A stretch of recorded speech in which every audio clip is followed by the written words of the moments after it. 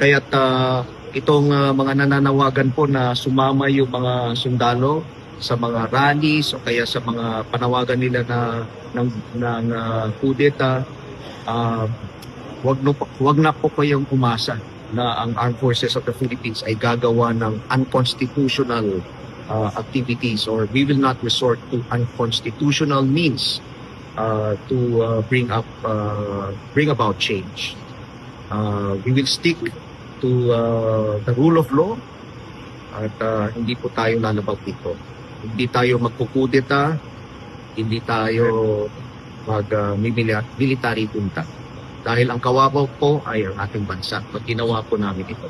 So for this November 16, 17, and 18, ang AFP po ay nakahanda na sumuporta sa ating Philippine National Police so that mapanatili natin yung kapayapaan at the peace and order